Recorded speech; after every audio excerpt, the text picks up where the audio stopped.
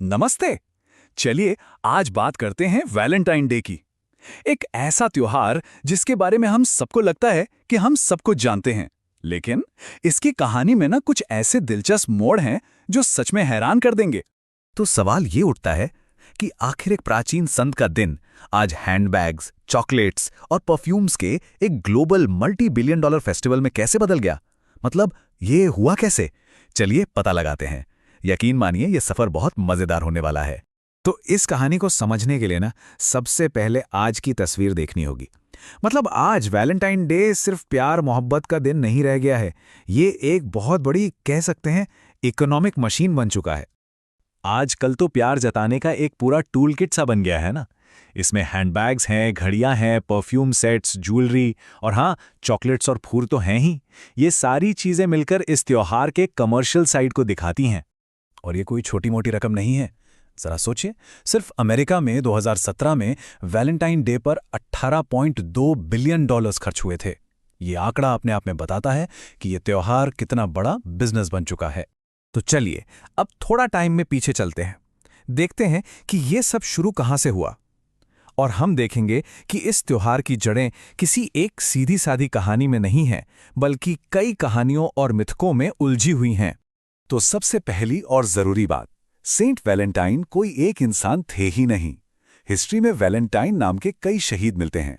और होता क्या है कि इनकी कहानियां आपस में इतनी घुल मिल गई हैं कि असली कहानी क्या थी ये कहना थोड़ा मुश्किल हो जाता है।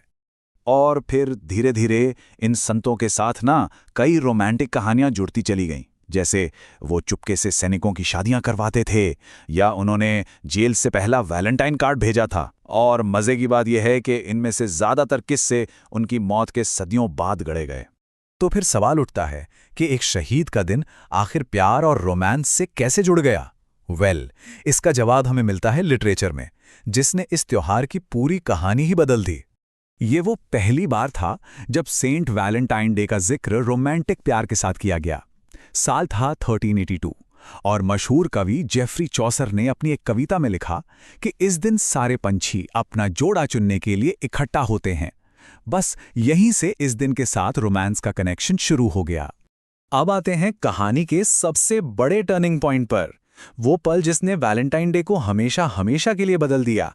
और यह सब हुआ 19वीं सदी के अमेरिका में, जहां इस त्योहार को ना सिर्फ बचाया गया बल्कि उसे एक बिल्कुल नया रूप दे दिया गया।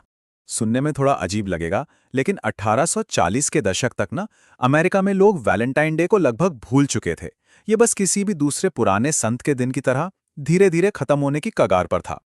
और यहीं पर एक बहुत ही बड़ा बदलाव आया। वैलेंटाइन शब्द का मतलब ही बदल गया। पहले वैलेंटाइन का मतलब होता था वो इंसान जिससे कोई प्यार करता है, पर अब वैलेंटाइन एक चीज बन गया, एक कार्ड, एक तोहफा जिसे खरीदा और बेचा जा सकता था। और ये बदलाव ऐसे ही नहीं हुआ, इसके पीछे एक पूरी स्ट्रैटेजी थी। अखबारों में जोर शोर से विज्ञापन दिए गए। प्रिंटिंग टेक्नोलॉजी नहीं आई थी तो कार्ड्स बहुत सस्ते और आसानी से बनने लगे। और इसे सिर्फ लवर्स के लिए नहीं, बल्कि हर उम्र, हर क्लास के लोगों के लिए मार्केट किया गया, यहां तक कि बच्चों के लिए भी। और ये स्ट्रैटेजी जबरदस्त कामयाब हुई। आप अंदाजा लगाइए, सिर्फ एक साल में 1847 में अमेरिका में 30 लाख से ज्यादा वैलेंटाइन कार्ड्स बिके।